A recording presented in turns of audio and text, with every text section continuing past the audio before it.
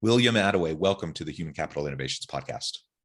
John, it's such an honor to be with you today. Thanks for having me on. It is a pleasure to be with you. You're joining us from the East Coast, about an hour outside of DC. I'm south of Salt Lake City in Utah. And today we're going to be talking about your new book, Catalytic Leadership, 12 Keys to Becoming an Intentional Leader Who Makes a Difference. I really like that title. I'll let you describe here in a minute, exactly what you mean by catalytic leadership. But I really like the intentional focus of the leadership approach, because I think that's really, really vital. So we're going to unpack all of that and dive on into the content of the book and share some insights with listeners today. And I appreciate you, William, taking the time to share your insights with me and my audience. As we get started, I wanted to share William's bio with everybody. William Attaway is the lead pastor of a mission-focused church in Northern Virginia. As a leadership coach, he helps, let me say that again. As a leadership coach, he helped, I just noticed a typo. No worries. Which is tripping me up. Okay. As a leadership coach, he helps entrepreneurial leaders achieve explosive organizational and personal growth through defining what's holding them back and intentionally developing a catalytic leadership plan to overcome it. He is also the author of the books Catalytic Leadership and Leadership Lessons from the Not So Minor Prophets. Pleasure to be with you today. Anything else you would like to share with my listeners by way of your background, personal context, your story before we dive on into the topic? I've been a student of leadership for over 3 decades now. I've led in business contexts, I've led in church contexts, and I started a company to coach leaders in how to intentionally grow and thrive, to help pass on some of what I've learned, not only in my own journey, but also in the journeys of leaders that I've coached. So I hope today is going to be helpful in that regard as well. Yeah, and maybe if you don't mind, just sharing a little bit of why this book, why now? I'm assuming, I know you do your leadership coaching and you have your business there, but you're also lead pastor. Tell us a little bit about that juggle, that work life kind of situation, as well as why you decided to write this book. Now, the book comes out of so many conversations and so many coaching opportunities that I've had with leaders for decades. It's from those conversations, it's principles and themes that I've seen woven through those conversations over time. And there were 12 that just jumped out as consistently, no matter what your context, whether it's government employees, government contractors, whether it's small business owners or C-suite leaders, whether it's church leaders or nonprofit leaders, these 12 themes applied. And these 12 themes would be ones that would come up in coaching time and time again. So that's where the book comes from. My hope was to capture some of that and make it more accessible to other leaders that are beyond the ones that I can coach personally. Yeah, well, that's great. And it's great to have experience in multiple contexts, because I do think context matters a lot. And I'm a full believer in principles that can be applied across boundaries and across contexts.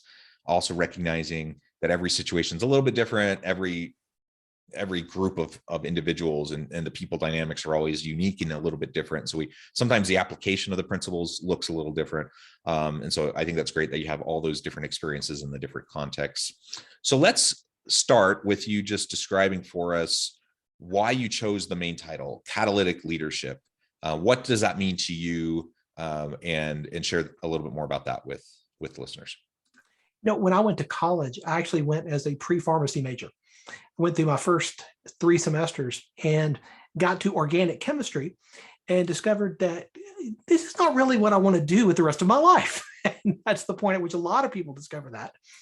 But in my brief chemistry studies, I discovered the power of a catalyst. A catalyst is something that is introduced to accelerate or to incite significant change that makes an impact.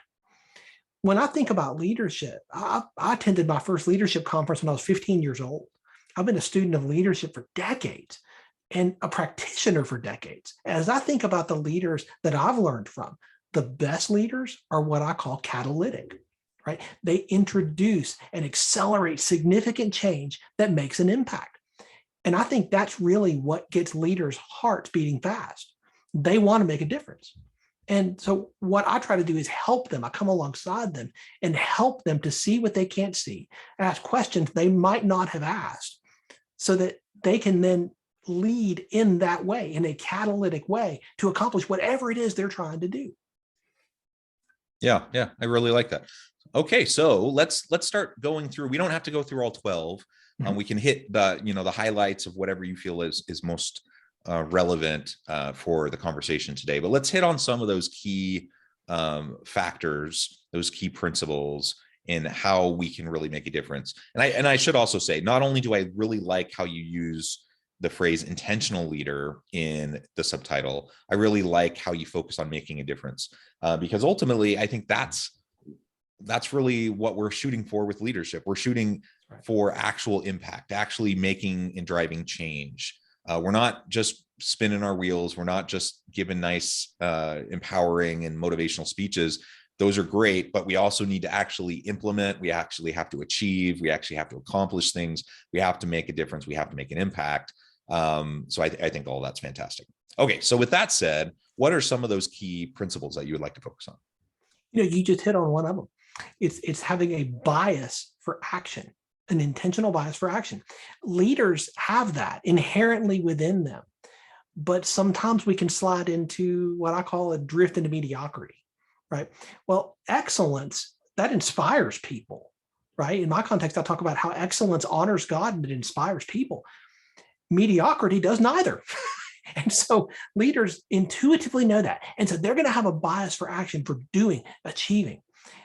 You might remember from the old Biggest Loser TV show.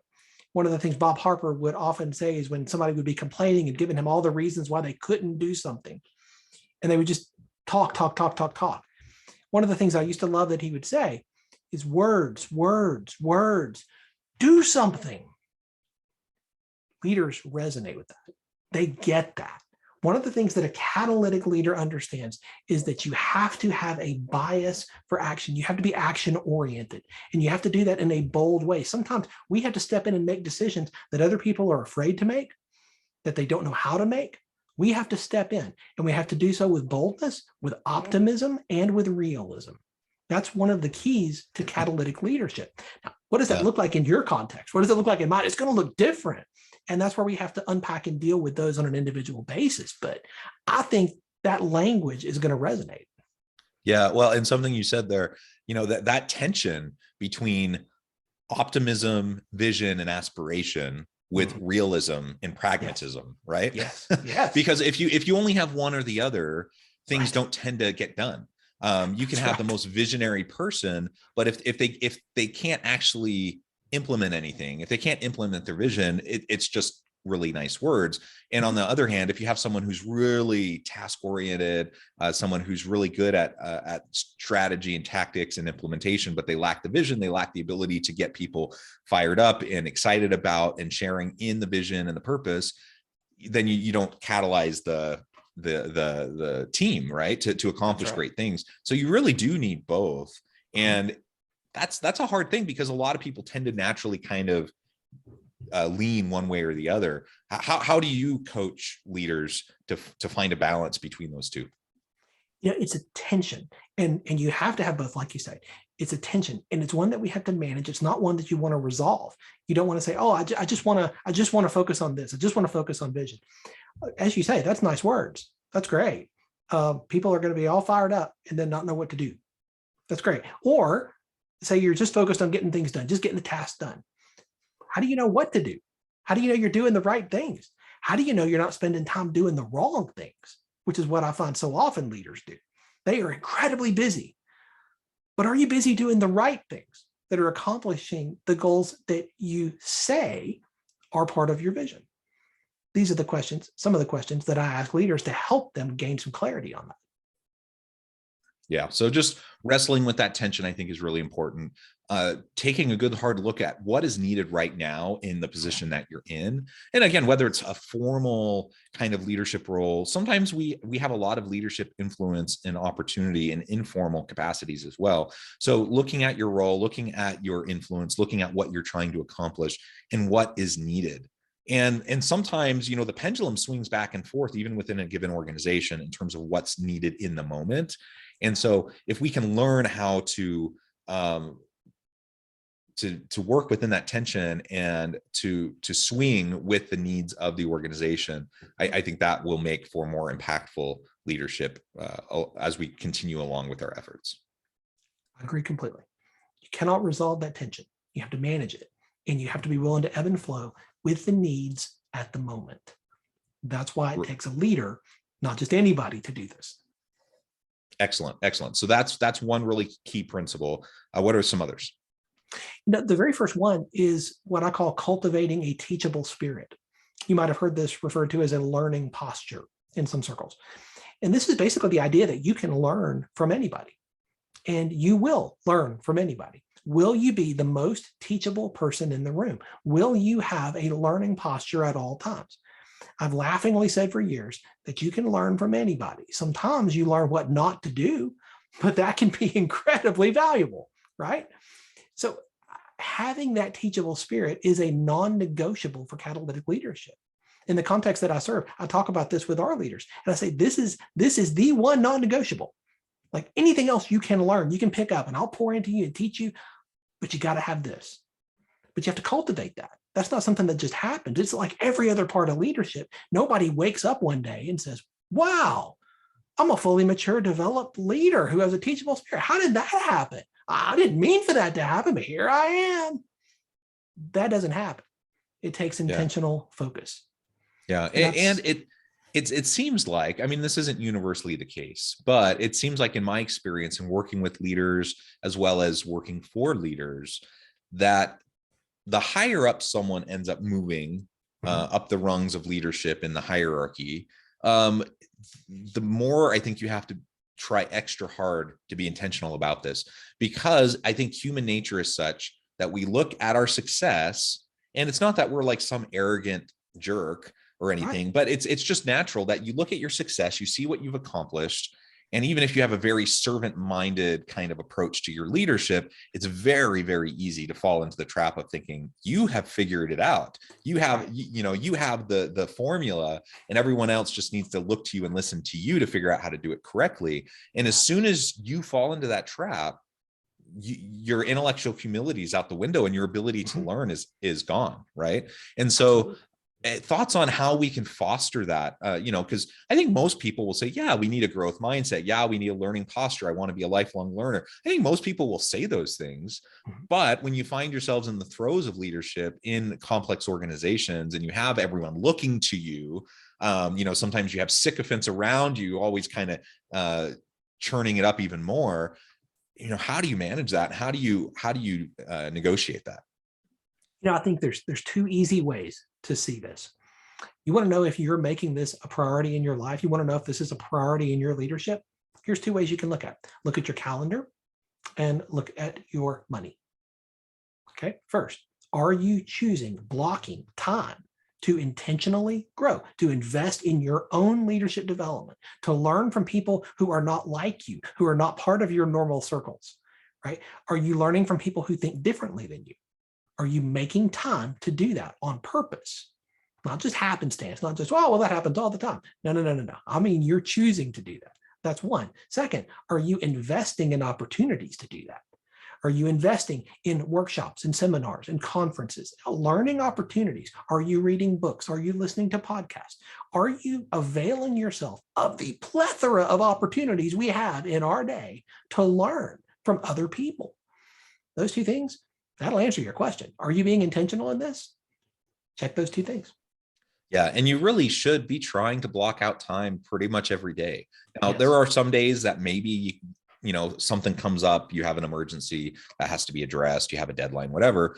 But we tend to fall into the trap of like feeling hyper, just constantly overbooked and busy all the time. And so be careful about, thinking, well, I'm just too busy today, I'll get to it tomorrow. And then tomorrow you say the same thing and the same thing and the same thing. And then pretty soon the week has gone by and you really haven't spent any time. So, to the extent possible, block out time each and every day.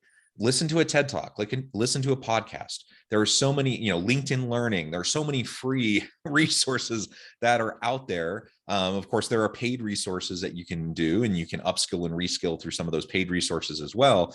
But there's there's just a ton of resources, and you may not hear anything that's particularly new. Like I often say when I'm talking with guests on this podcast, like most of the time, most days, we're not saying anything that's particularly revolutionary. It's not rocket science. It's just key principles that we keep reiterating over and over and over again, that you need to be intentional about, that you need to be consistent with.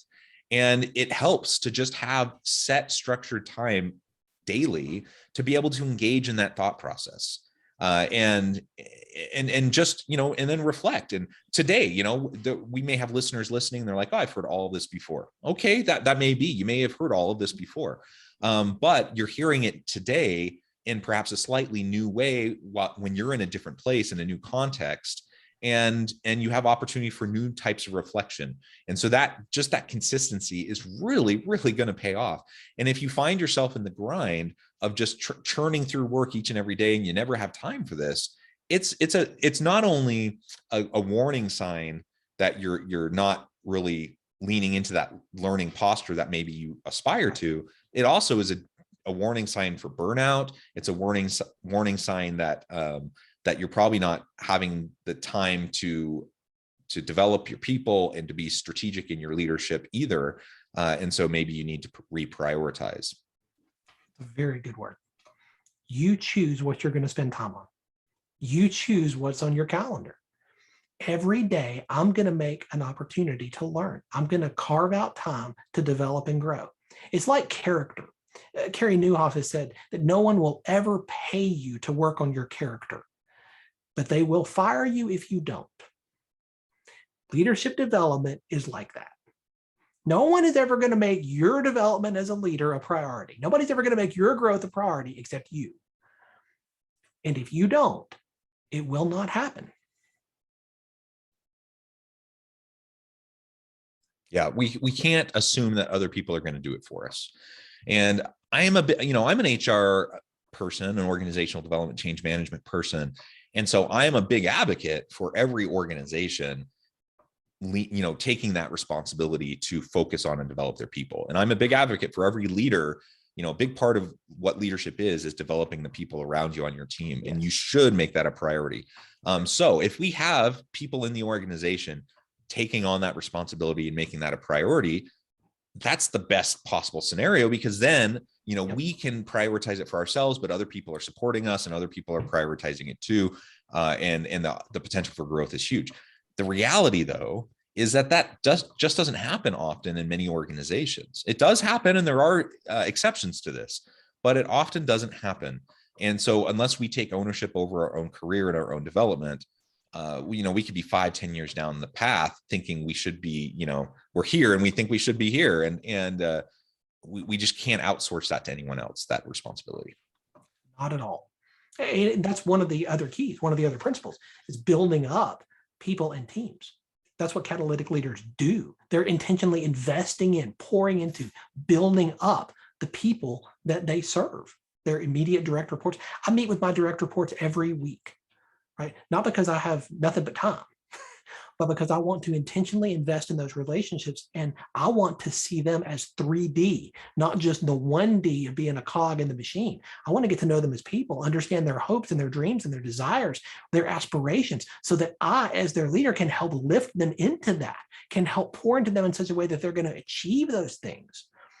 But that's not just going to happen. I have to carve time out to do that. I have to plan what I'm going to do in those times. That's intentionality.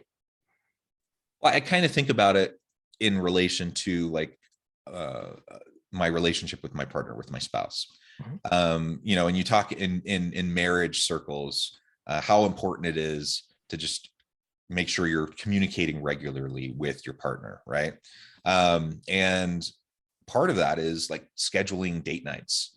And maybe this is a silly comparison, but it makes sense to me. That, I've been married for 20 years. I have 6 children. My wife and I both work. we both, have PhDs. We're both professors. We both do a lot of work. We're both very busy. So if we're going to prioritize our relationship and if we're going to prioritize keeping it healthy, guess what? I mean, spontaneity is great, but sometimes And probably most of the time, you got to schedule it. Otherwise, it's not going to happen. And so we try to make sure that every week we have specific scheduled times. Now, does that mean that's the only time we have the chance to connect? No, there are spontaneous, organic opportunities as well. And those are valued. And it's the same in the workplace, right? Like you have the valued members of your team and your colleagues. Some organic interactions are going to happen, and that can be meaningful, and it can be super valuable. And sometimes those are the most valuable opportunities. But unless you intentionally schedule the time and make it a priority and be consistent with it, then it's going to fall through the cracks. Like inevitably things always come up, and you have to be committed to it, and religiously be focused on making those one-on-one meetings and having those conversations. Even if you don't have an agenda, even if you don't have a lot that needs to be talked about, be consistent and stick to it so that you can make sure that you're developing those relationships of mutual accountability and trust, which is going to be the foundation upon which all of the success in your team and your organization is built. Absolutely. What gets scheduled gets done. Too often, we're relying on it being organic. Well, that'll happen. Okay. Well, my experience has been, and the experience of the leaders that I coach has been, that is not always true. And more often than not, the urgent crowds out the important. Yep, absolutely. Well, good. I think we have time maybe for one more key principle that you want to focus on. Sure. Yeah, I think another one that I talk about a lot is the importance of evaluation for leaders. There's this idea that experience makes us better. I think that's a myth. You can have 30 years experience doing something. That doesn't mean you actually have 30 years experience. You could just be repeating that first year 30 times. Experience doesn't make you better. Evaluated experience makes you better. And so evaluation is a critical piece of catalytic leadership. We have to consistently be evaluating in a ruthless way. One of the things that I ask our team every single week, what went right last week? What went wrong? And how do we make it better? They can recite those 3 questions in their sleep because they hear them all the time. But because we ask those questions, we can improve, we can get better. We evaluate, we ascertain the wins, we figure out where the areas for improvement are, and we take steps to make them happen. That is a purposeful and intentional process. Leaders get this. Leaders understand the importance of evaluation, that you cannot just say, oh yeah, I got this. The minute you think, hey, I got this, you've stopped learning, you have stopped leading. You may not know it yet. You may still have the title on your business card and your name may still be on the door, but you're done. You have to continue learning. And part of learning is evaluation. Yeah, absolutely. Well, William, this has just been a real pleasure. We've only scratched the surface. There's so much more. Listeners need to go out, get the book, check it out. I think you'll find it to be really enriching and insightful. Before we wrap up the conversation for today, I just wanted to give you a chance to share with listeners how they can connect with you, find out more about your coaching practice, where they can find your book, and then give us the final word on the topic for today. Sure. You can find out more information about the coaching I provide at catalyticleadership.net. You can connect with me on LinkedIn, look for William Attaway. And for the listeners of your podcast, John, I would love to offer a free copy of the book. If you'll go to catalyticleadershipbook.com and you help me out by paying the shipping and handling, I will get a copy of the book out to you. My goal is to get this information into as many hands as possible. I think we have an opportunity here. As leaders, we can either be a reservoir of all of our experience and everything we've learned and hold it all for ourselves, or we can be a conduit and we can understand that all of that experience and understanding and learning is not just for us. It's for the benefit of those around us. And we can be a conduit of sharing that. That's what I want to do. And I want to help leaders get better. I want them to intentionally grow and thrive. So I really appreciate the opportunity to be on your show. I've loved the conversation. Thank you, William. It has been a pleasure. I encourage listeners to reach out, get connected, find out more about what William can do for you. Check out the book. And as always, I hope everyone can stay healthy and safe, that you can find meaning and purpose at work each and every day. And I hope you all have a great week.